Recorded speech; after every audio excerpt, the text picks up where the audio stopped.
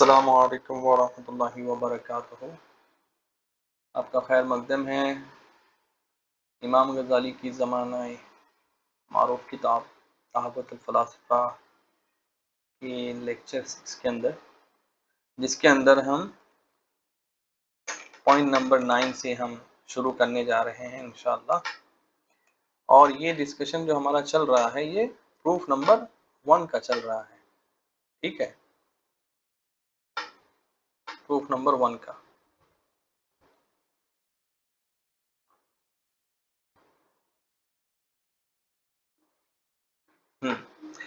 Number 9 के अंदर इमाम गज़ाली फरमा रहे हैं और नरेट कर रहे हैं कि फिलोसोफर्स का जो पहला जो आर्ग्यूमेंट है उसके बारे में अब 9th पॉइंट के अंदर फरमाते हैं, but let us leave speculation about the place of the will's creation. कि चले हम इस डिस्कशन को छोड़ते हैं कि विल जो है उसका ओरिजिनेशन कहाँ से है, उसका प्लेस कहाँ है। यहाँ पर हम डिस्कशन कर रहे हैं, आप पिछला वाला वीडियो देखिए जिसमें ये चल रहा था कि क्या इटर्नल से टेम्पोरल का क्रिएशन हो सकता है क्या। अगर टेम्पोरल का क्रिएशन हो सकता है तो उसके क्रिएट करने के लिए किसी कॉज की जरूरत पड़ी होगी। तो अगर वो कॉज, अगर हम इस्लामिक पर्सपेक्टिव में सोचें तो अगर वो विल है अल्लाह तबारक व तआला की, तो वो विल उस पॉइंट ऑफ क्रिएशन के पहले क्यों नहीं हुई, बाद में क्यों नहीं हुई, और उस विल की जगह कहाँ है, तो इसके बारे में डिस्कशन हो रहा था। तो यहाँ पे इमाम गज़ाली फरमाते हैं कि but let us leave speculation about the place of the will's creation. ये फिलोसोफर का आर्गुमेंट है। Does not the difficulty persist regarding the source of its creation, कि विल की क्रिएशन की सोर्स क्या है। अगर विल की वजह से क्रिएशन का वजूद हुआ है, अगर वर्ल्ड वजूद में आया है विल की वजह से, अगर हम विल को एज अ सोर्स मानते हैं तो उसकी सोर्स की क्या जगह है, उसकी ओरिजिनेशन की। And why did it come into existence now and not earlier. तो ये विल पहले क्यों नहीं हुई, बाद में क्यों हुई। Did it come into existence now but not from the direction of God. क्या ये अभी वजूद में आई है और खुदा की तरफ से नहीं है। इफ अ टेम्पोरल इवेंट मतलब टाइम में किसी इवेंट का होना। If a temporal event without an originator is allowed, अगर कोई भी टेम्पोरल इवेंट को अगर किसी कॉज के बिना, ओरिजिनेटर यानी कॉज, कॉज के बिना हम अलाउ करते हैं, then let the world be an originated thing. तो वर्ल्ड को हम एक ओरिजिनेटेड थिंग मानते हैं हैविंग नो मेकर, तो उसके किसी कॉज की जरूरत नहीं है।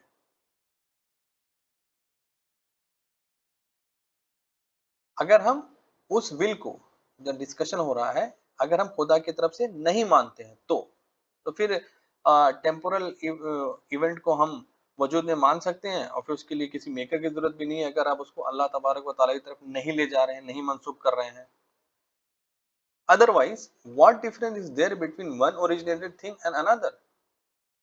अदरवाइज एक ओरिजिनेटेड थिंग के अंदर या दूसरी ओरिजिनेटेड थिंग के अंदर डिफरेंस क्या रह जाएगा। If the world is originated through God's origination of it, then why was it originated now and not earlier। Again तो इनका कहने का ये मतलब है कि सारा पॉइंट ये अगले इन सेंटेंसों में अल्लाह तबारक की तरफ मंसूब करना चाह रहे हैं, ताकि ये प्रूव कर सकें अगेन वही बात कि ये जो विल है, अगर अल्लाह ताला ने कायनात को बनाया है तो ये नाउ क्यों है, पहले क्यों नहीं हुआ या उसके बाद क्यों नहीं हुआ। यानी कि अगर हम 14.8 बिलियन ईयर साइंस के हिसाब से मांगे तो why now, why now, why not before this, why not after this। अब इस क्वेश्चन का तो जवाब बड़ा स्ट्रेंज है, इसका जवाब तो कोई नहीं दे सकता, जितनी भी हैं सब हाइपोथेसिस हैं। Is this because of a lack of an instrument.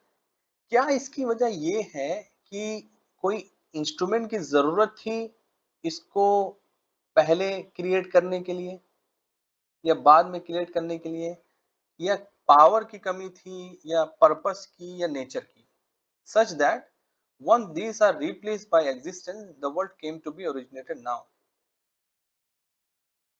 कि 14.8 बिलियन ईयर्स पहले का जो वजूद हम अभी समझते हैं कायनात का, उससे पहले इसलिए नहीं हो पाया कि माज़अल्लाह अल्लाह तबारक व तआला के पास किसी इंस्ट्रूमेंट की कमी थी या पावर की या पर्पस की या नेचर की, कि जब ये सारी चीजें नहीं थी तो ये 14.8 में हुआ, अगर ये सारी चीजें होती तो इसके बाद भी हो सकता था, या वाइस वर्सा।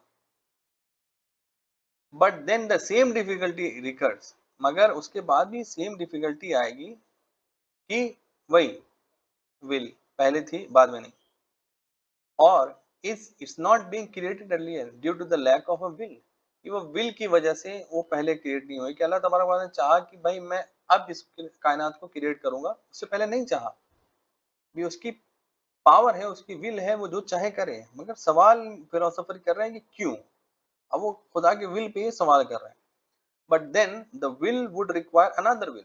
तो अब किसी चीज को क्लियर करने के लिए उससे पहले भी एक विल चाहिए होगी कि भाई हाँ मैं ऐसा विल करूंगा फ्यूचर के अंदर, तो उसके लिए भी एक विल चाहिए, मतलब कि मैं एक काम करूंगा मैं फ्यूचर के अंदर। तो ये दो चीजें हो गई, दो चीजें आप एक साथ सोच रहे हैं, तो ये मल्टीप्लिसिटी का यहाँ पे कॉन्सेप्ट आ गया, फंडा आ गया। तो फिर इसके पहले भी एक होना चाहिए, इसके पहले भी होना है, इसके पहले भी होना है। तो ये जो इनफाइनाइट की जो एक लिंक बना दी गई ना, ये इम्पॉसिबल है। तो ये फिलोसोफर इसको यहाँ पे ये साबित करना चाह रहे हैं कि इम्पॉसिबल सीरीज ऑफ इवेंट नहीं हो सकता, विल नहीं, कॉज एंड इफेक्ट नहीं हो सकता, वरना तो कायनात और किसी चीज का मतलब सेंस नहीं बनता। But then the will would require another will to create it, and likewise the first will and so on, regressing infinitely। तो ये इनफाइनाइट की तरफ चली जाएगी, इसका कोई मकसद नहीं है। इमाम गजली फरमाते हैं 10 पॉइंट नंबर 10 में, thus it is now ascertained through incontrovertible argument that the proceeding of the temporal from the eternal without a change of state of affairs in the eternal by way of power, instrument, time, purpose and nature is possible। अब ये जो main मतलब लुब्बे लुबाब इमाम गजाली ने यहाँ पे लिख दिया फिलोसोफर का, कि फिलोसोफर कहते हैं कि ये हमारा इतना पावरफुल आर्गुमेंट हमने यहाँ पे दिया है कि किसी भी टेम्पोरल का, कायनात का वजूद में आना वक्त के अंदर इटर्नल से, मतलब अल्लाह ताला को अगर हम कॉस माने तो इसका मतलब ये होगा कि अल्लाह तबारक व ताला कि जो एक इटर्निटी है उसके अंदर चेंज आ गया, कि पहले वो विल नहीं कर रहा था और फिर बाद में उसने विल किया। तो ये विल नहीं करते वक्त और बाद में जब करते वक्त उसके अंदर एक विल में चेंज आया, मूवमेंट आया, और वो मूवमेंट किसी की भी वजह से हो सकता है, वो चाहे पावर की वजह से हो, इंस्ट्रूमेंट, टाइम, पर्पस और नेचर के, यानी कि उसका पर्पस नहीं था कि अभी इसको क्रिएट करें, या इंस्ट्रूमेंट नहीं था, या पावर नहीं थी। ठीक है, तो ये साबित ये करना चाह रहे हैं कि अगर खुदा के अंदर चेंज मान लिया तो फिर तो ये बहुत सारी चीजें प्रॉब्लमेटिक हो जाएंगी, क्योंकि अल्लाह तबारक व तआला स्पेस एंड टाइम से पाक है, वो स्पेस एंड टाइम से बाहर है। और जो चेंज जो है, चेंज का कॉन्सेप्ट है वन प्लेस से दूसरे प्लेस पे जाना, तो ये जो चेंज है ये अल्लाह तबारक ताला की तरफ मंसूब नहीं कर सकते। तो फिलोसोफर यहाँ पे ये आर्गुमेंट लेके आ रहे हैं कि चेंज जब तुम नहीं मानते हो अल्लाह तबारक व तआला के ऊपर, फिर तो टेम्पोरल का वजूद इटर्नल से नहीं हो सकता। To project a change of state in the eternal is impossible, कि इटर्नल के अंदर अल्लाह तबारक व तआला के अंदर चेंज का जो कॉन्सेप्ट है, चेंज ऑफ स्टेट, कि पहले वो विल नहीं करने की स्टेट में था, नो, और उसके बाद में यस किया।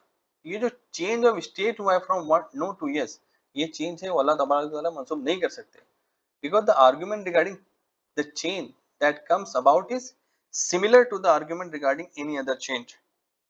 कि अगर चेंज का कॉन्सेप्ट हम लेके आएंगे तो ये सिमिलर है कि हम अल्लाह तबारक व ताला को वर्ल्ड के अंदर जो चेंज हो रहा है फ्रॉम वन टू टू, उससे हम सिमिलरिटी दे रहे हैं, और ये पॉसिबल नहीं है क्योंकि अल्लाह तबारक व ताला इस डोमेन से पाक है, बाहर है। ऑल दिस इज इम्पॉसिबल, और ये सारा कुछ इम्पॉसिबल है। Hence as long as the world exist and its origination in time is impossible। और जब तक ये वर्ल्ड एग्जिस्ट करता है और उसकी टाइम में ओरिजिनेशन है वो इम्पॉसिबल है, तो उसकी पास्ट इटर्निटी है वो नेसेसरीली वाजिबुल वजूद है उसका, वर्ल्ड की इटर्निटी, पास्ट इटर्निटी मतलब वो अजल से है, वो वाजिबुल वजूद है जैसे खुदा की जात है। ये लुब्बे-लुबाब फर्स्ट आर्गुमेंट है किसका, फिलोसोफर्स का, वर्ल्ड की प्री इटर्निटी है, पास्ट इटर्निटी के बारे में। मुझे उम्मीद है कि आप समझ गए होंगे यहाँ पर कि पहला प्रूफ क्या है। मैं उसको डिस्कस करते वक्त कई चीज़ों का मैं दोहराता भी हूँ। दोहराने का मकसद ये है कि आपको वो चीज़ें क्लियर हो जाएँ, क्योंकि ये फिलॉसफी है तो समझने में थोड़ी डिफिकल्ट होती है, इसलिए मैं रिपीट भी करता हूँ। 11 पॉइंट में अब इमाम गजाली फरमाते हैं, this then is the most imaginative of their proofs. ये जो प्रूफ इन्होंने दिया है ऊपर, ये इनका सबसे बड़ा इमेजिनेटिव प्रूफ है। इमेजिनेटिव मतलब कि ये philosophical, hypothetical and metaphysical argument है। इसका फिजिक्स से रिलेशन नहीं है, इसको प्रूव नहीं कर सकता कोई, क्योंकि मेटाफिजिकल डिस्कशन है। In general their discussion in the rest of the metaphysical questions is weaker than their discussion in this। In generally कि अदर जो चीजों पे फिलोसोफर ने डिस्कशन की है मेटाफिजिकल क्वेश्चंस के अंदर, वो डिस्कशन और प्रूफ बहुत वीक है, मगर ये जो प्रूफ इन लोगों ने दिया है वो बहुत स्ट्रांग है कंपेयर टू अदर्स। और दैट्स व्हाई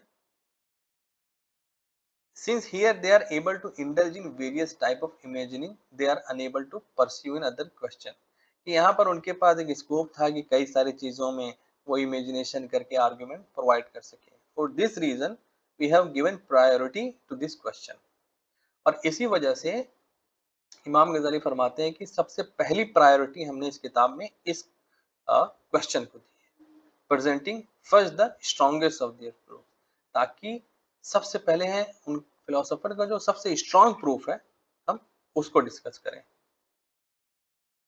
अब इमाम गजाली आगे जाते हैं, फरमाते हैं the objection to their proof is in two aspect.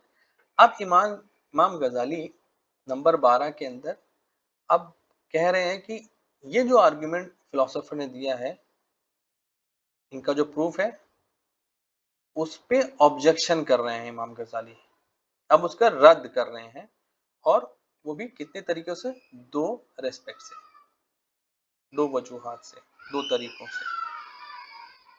हम देखते हैं कि आज